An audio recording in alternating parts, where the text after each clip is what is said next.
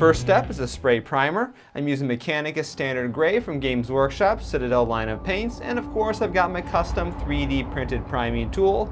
More about this tool in the description below. For the base coat, I'm using a muddy brown color, and what I'm going to be doing is each time I take my brush back to my wet palette, I'm going to make up a different mixture of light brown and black and then apply it to the miniature in no particular fashion.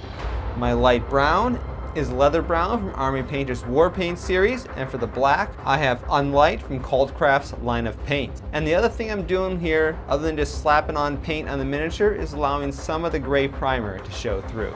And one other important note is that I'm also not painting the guns, so don't get any paint on them. And when you're done with this step, you want to let the paint dry before moving on to the next one. For the main color of the B1 Battle Droids, we're going to do a multi-step process. Eventually we're going to end up with pure Kislev flesh from Games Workshop's Citadel line of paints. But to get there, we're going to start by mixing this in with a lot of the brown muddy color from the previous step and applying that to the miniature. Then we're going to add more of the Kislev flesh, less of the brown, and do a few layers of that until we get to something that looks pretty close to the final proper color. The key thing here is just to think about where exactly you're applying the paint at. For battle-worn mechanical things, there's going to be less paint and more undercoat, whether that be the metal or the brown, quote, primer per se, showing along the edges of the armor panels, or it's going to be thicker and more filled out on the insides of the armor, more towards the center of plates. That way, if you do it that, it's going to look more like battle damage than just a crappy paint job.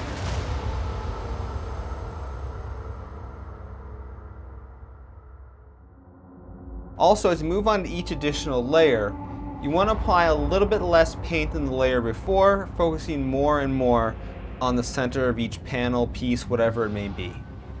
And as you're painting these layers, you may want to use paints a little bit thinner more than normal. This does two things. One, this makes the paint more transparent and kind of blends all these beige layers together.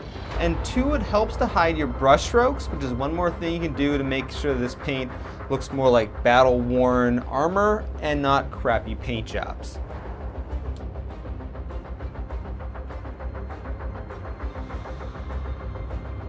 One more step of the body color. I'm going to take a tiny bit of white. I've got Honor from CvltCraft's line of paints. I'm going to mix it in the Kislev flesh just to get a little bit brighter color. And on some of the armor panels that are still kind of looking halfway decent, I'm going to give them a little bit of edge highlight. And be sure to pick a light source somewhere around your miniature and only paint edges that are facing that light source.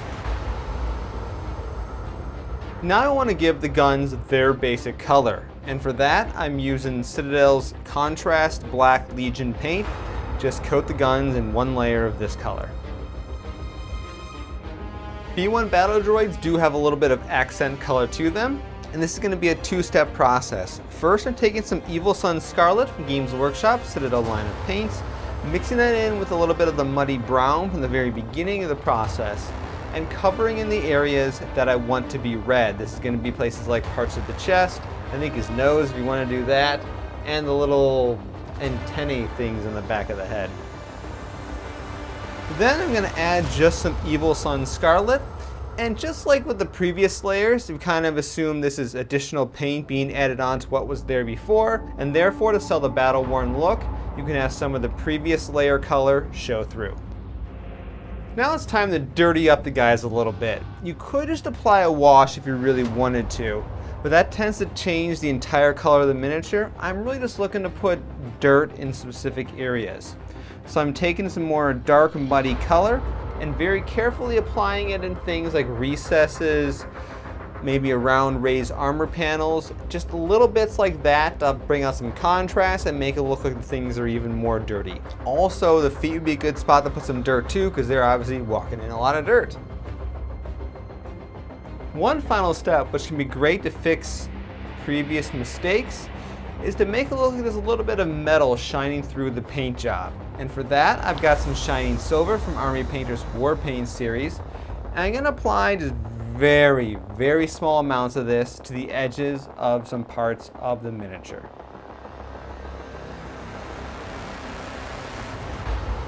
And with that, we have one complete character of our B1 Battle Droids for Star Wars Shatterpoint. I'm Jason, the creator of the Tabletop Battlefield. Thanks for watching, and I'll see you next time.